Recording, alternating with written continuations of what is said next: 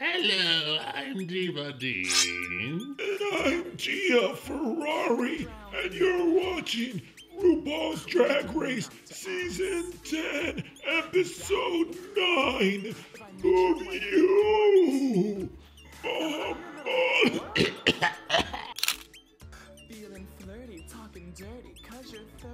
Hi guys, welcome back. Again, we're so sorry for the delay in videos. It has been a really weird past few weeks.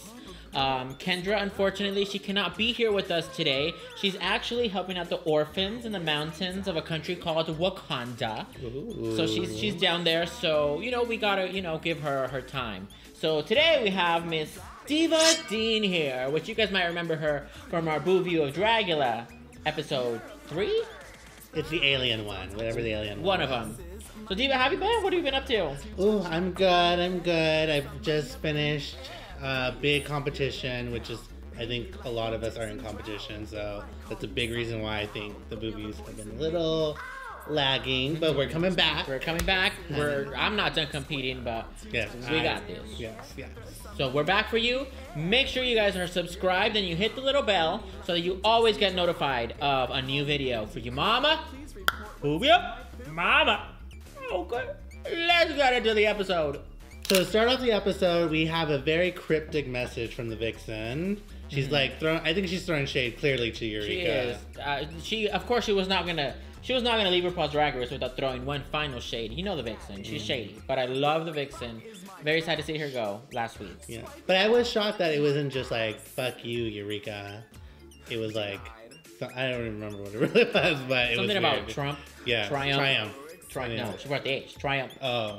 Triumph. But after that, they have a little kiki because no one understands it. And then we get into the real part of the episode. The girls walk in and they have their first mini challenge, which was? So the mini challenge this week.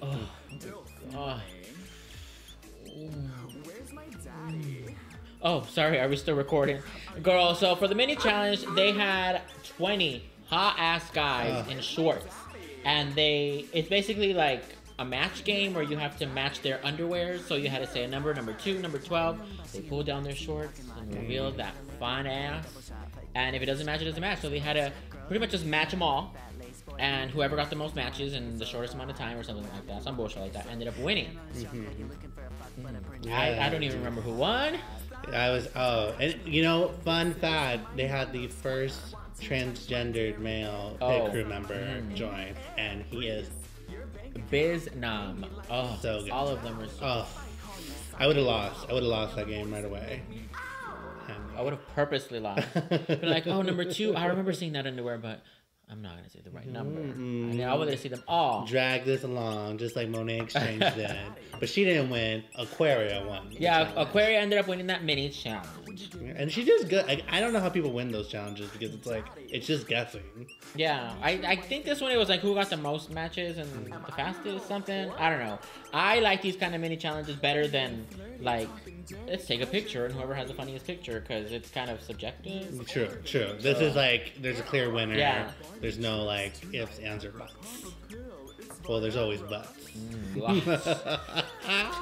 For the maxi challenge, they had to do an acting challenge, and they had to be stars in their own sitcom. Or not a sitcom. It's like a show called Breastworld, and clearly it's a spoof on Westworld. No, I didn't even realize they were spoofing anything, girl. Girl, they're always spoofing something. I never know what they're spoofing. I think like, this is so original. Breastworld? Wow, I've never heard of it before. She's seen Jumanji. I've seen Jumanji and Harry Potter. So since Aquaria won, she got to choose everyone's roles, but she was trying to play like really fair this time. Yeah. She asked everyone, what do you feel comfortable with? What do you want to do? And she basically just got left with the last role. Yeah, would you think that was a good strategy for her? Do you think she should have actually been a little more strategic with her choices? I think with her, she is very confident, so she clearly felt that she could do any role. And even though she kind of regretted it a little, I think that her mindset was more like, let me be a little nicer this time because they're kind of calling her out as a bitch in the beginning of the episode. So yeah, it could go either way, but if I was there, I would just be like, give me whatever role because I can do whatever. And that's kind of the vibe I got from that. How do you feel about it? I mean, I'm always, like, I'm a very nice person, and I try to be fair with everybody.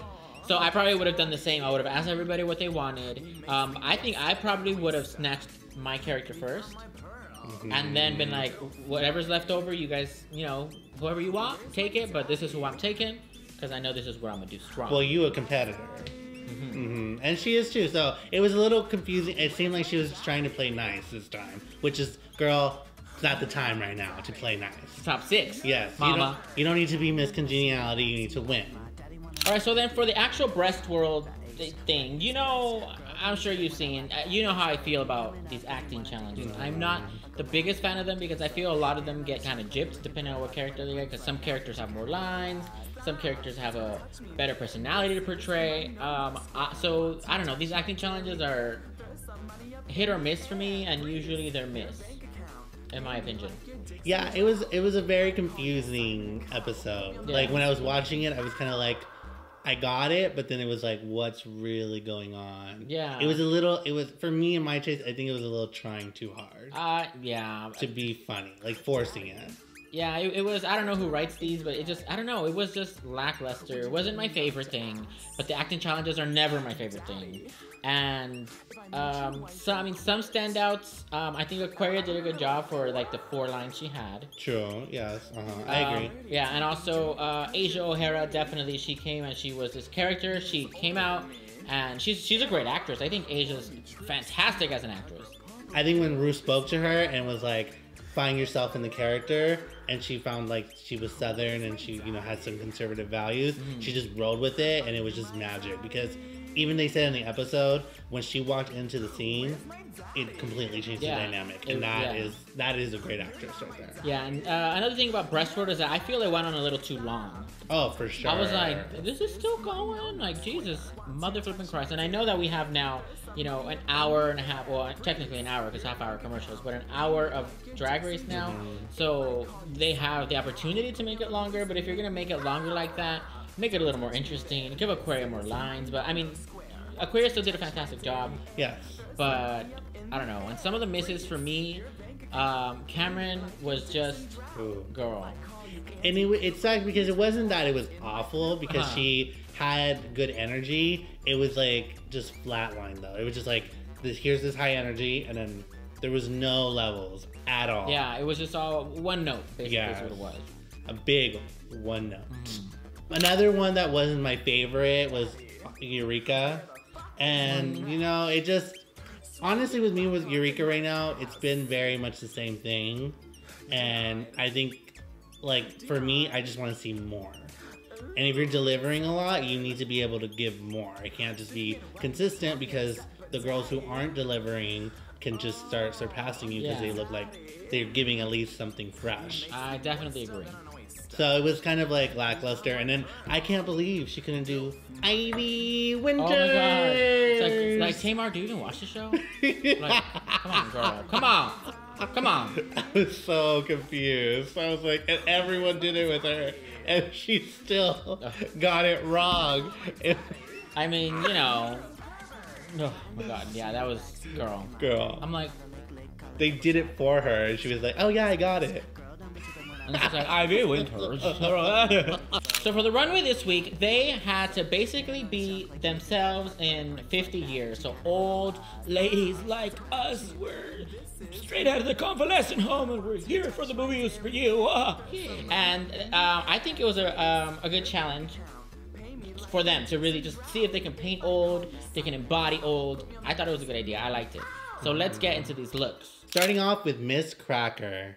I personally liked that she kind of went Miranda Priestley from The Devil Wears Prada. I saw it once in 2010. I don't remember anything of it. But do you remember how she looked?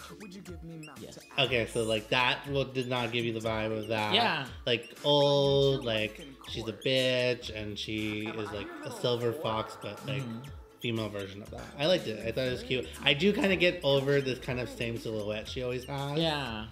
But overall, I thought it was good. Yeah, I liked it as well. I didn't love it. I didn't hate it.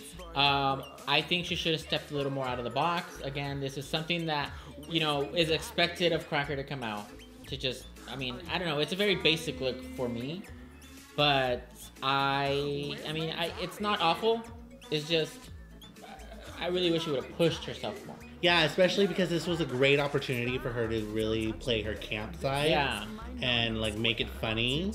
But, you know, she decided to be more demure and like this is how I actually think I'm gonna be. Which was interesting. This whole runway was like some people went camp and some people went very realistic. Yeah.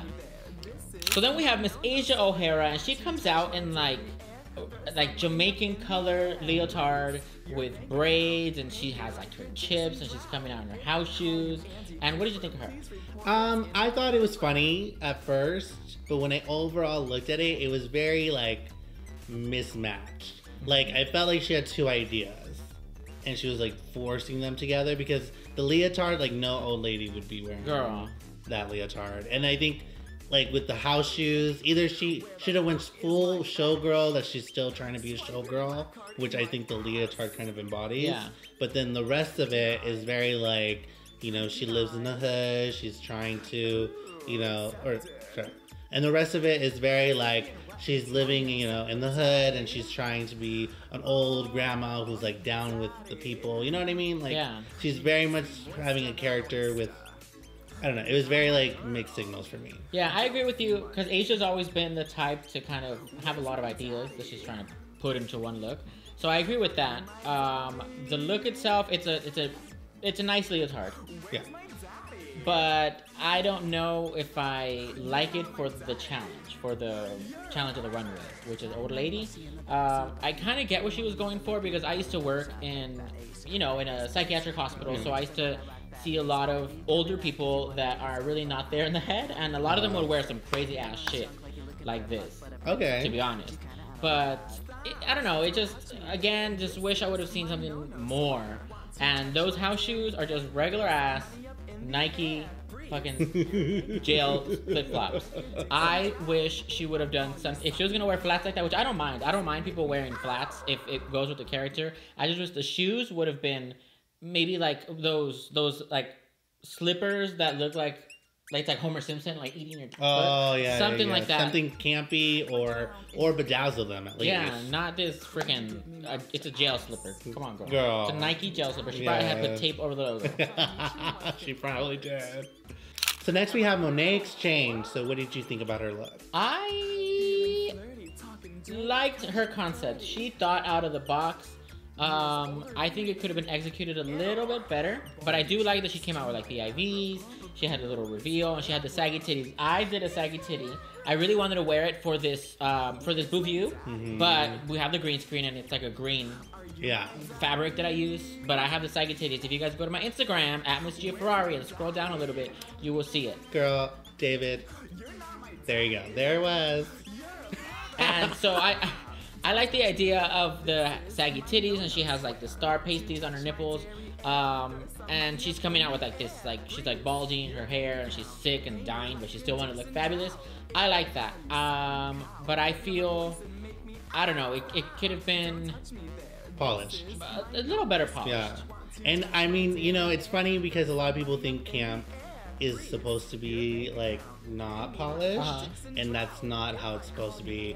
You can definitely polish camp, and by this is just the simpleness of like the house slippers, like we said before, stoning them, really like emphasizing the like. I would have had one large piece of like hair. God, that would have been so fun. And just like kind of like ding, like kind of like a loaf that was it Eureka? A Eureka loaf, but like the small one. Girl, it would have been everything. So it's just little details you need to look at, but I thought it was really out of the box and really funny. Yeah, it was. Yeah, like I always enjoy someone who goes there, and she was playing like an older sick lady who like she still want to look good. She dying. She in her last few days. like last few hours. Girl, but she still want to look good.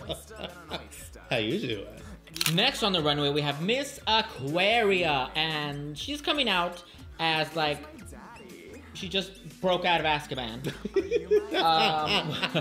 Girl, she looks like Sirius Black when he's like, but I actually really like this look. Yeah, I know a lot of people don't because they didn't really get it, but I like that this is somebody that in her youth was a rock star. She was a badass. She was you know, she was beautiful. She would go to all the rock concerts, and even in her old age, she was still this badass. This, you know, she had her tattoos. I really liked it. I wish she would have aged her face a little bit more, but other than that, I actually really enjoyed this. I didn't hate it.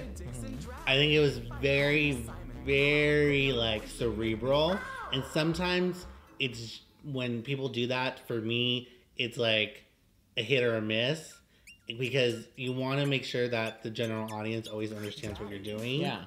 And so for me, it's honestly, I think the biggest issue for me is the hair. I wish it was just something different. If she was going for this old rock star kind of thing, then maybe like have like gray spikes coming out. Like something that's like, it's just so like, here's a shake and go wig with this very like smart look. So for me, it was just kind of like that kind of threw it off for me a bit. But I do like it. And I mean, she's always high fashion. I love those shoes. The shoes are good. Yeah, like they're fun. So I really enjoyed it. But the hair for me, I wish she would have changed it. And now we have Eureka. Okay, I'm gonna let you take this one. I didn't like it. I get what she was going for. That she was going for, she wanted to go like a regal old lady. She didn't want to do campy because she always usually does campy. So I like that she, you know, she did something a little bit different, but I think it could have been like so much better executed than this. It's just a purple bodysuit and a twirly thing, and she was explaining it that she just really wanted to twirl, and I'm like, I was so upset because she explained it better in the workroom than she did to the judges. Like, it was like, why did you just say the same thing you said in the workroom? And at least it would have made you at least like, oh, okay, like it's like she didn't want to be campy. Yeah. But you were like, I just like to twirl, and like it was just what? Like I was like, girl, that's not what they wanted. What you wanted to say. Yeah. I mean, I think it's a cute look. Not for the challenge at all. I mean, just put the look on and put a white wig and call it old lady. I love the wig. I do like the neck up. Like she aged her face. The neck's up. The next. I feel you, girl. I'm the same way. So, but yeah, when she was describing it, I really thought she was gonna be wearing like an evening gown, or like, you know what I mean, like something more lush, and like if you're gonna make that explanation, like deliver it. Yeah, something, I don't know. This didn't look as regal as she intended to look. I guess just because she chose the color purple, which is regal. Yeah. But whatever. It's just very meh look. Meh. Finally, on the runway, we have Miss Cameron Michaels coming out, and I absolutely love this because she actually did like a prosthetic for her face, which I think was it looks good.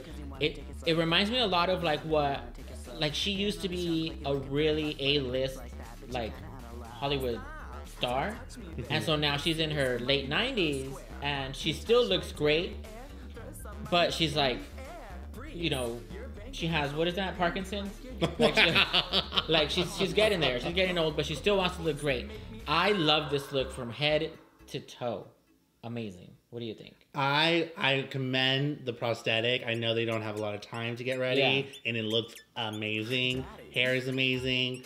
Honestly, really love it. I have one little thing. I wish the tattoos weren't there. Okay. And I know that's her thing, like that's who she is, and you know it's supposed to be them at an old age, but it's just like, I don't know, it's kind of distracting for me. I see that, but I don't hate it. Like when I saw it, I gagged, and I was like, and even when she was putting the freaking prosthetic on, I was like, and it's funny because Cameron, I mean, she's really surprised me a lot this season, because anytime like an acting challenge, well, except for this acting challenge, but anytime she delivers better than what I expect.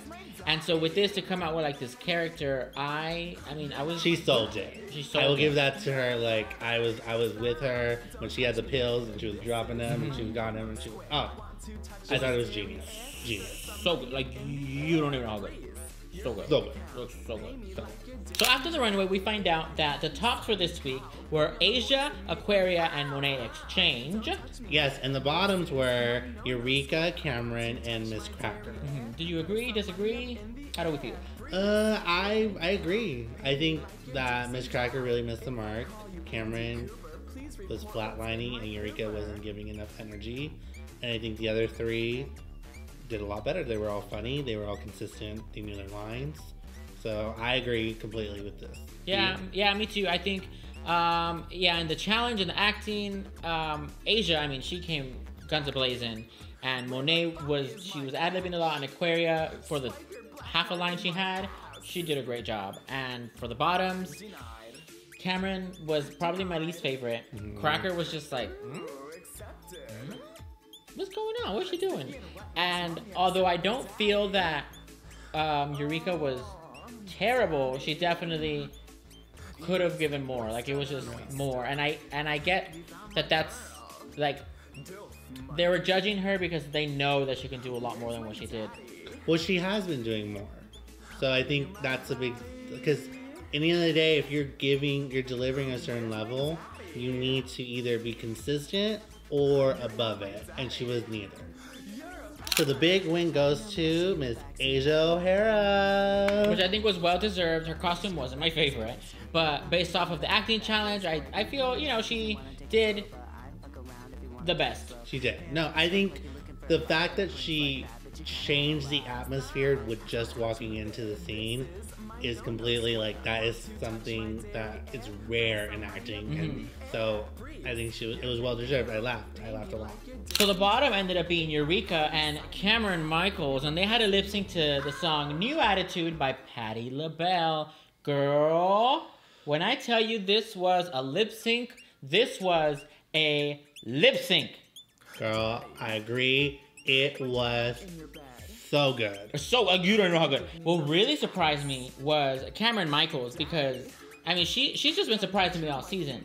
Because she doesn't talk a lot, so you think she doesn't really have a lot of charisma or anything.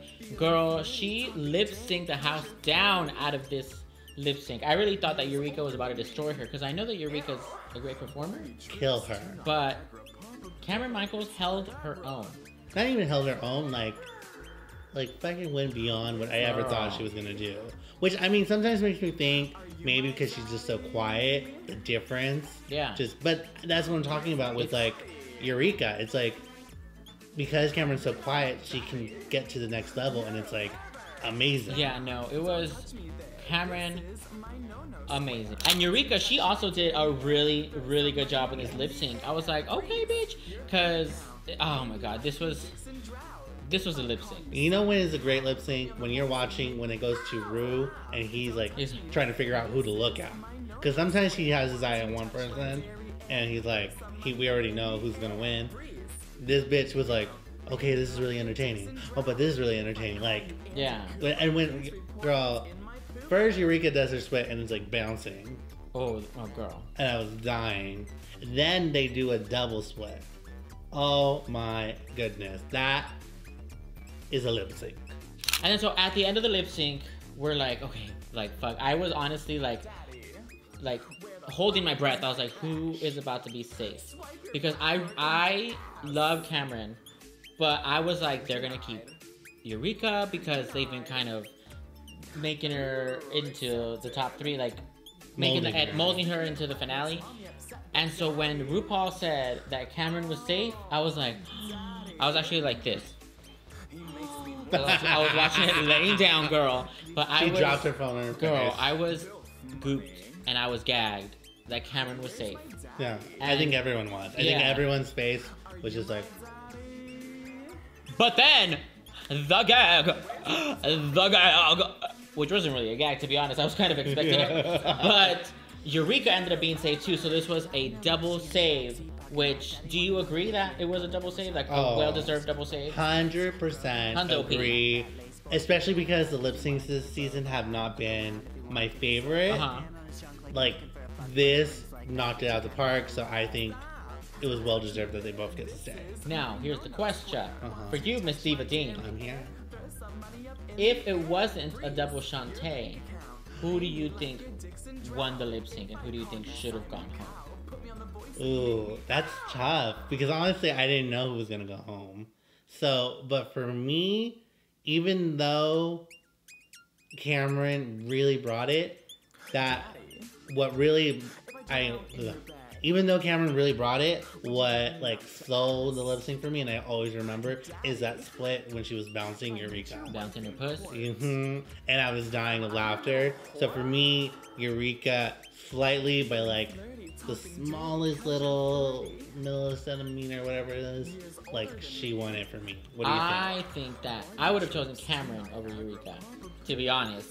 One, because she's exceeded my expectations by a whole lot, and Eureka, I knew she was gonna go in and do a good job. But I think just because Cameron, I don't know, I feel Cameron did a little bit better than her in the lip sync. It was a good lip sync. It was like, well, I mean, like that's this. why they both stayed. It was like this. That's why they both stayed then. Yeah. Because everyone had difference of opinion. And I think Ru knew.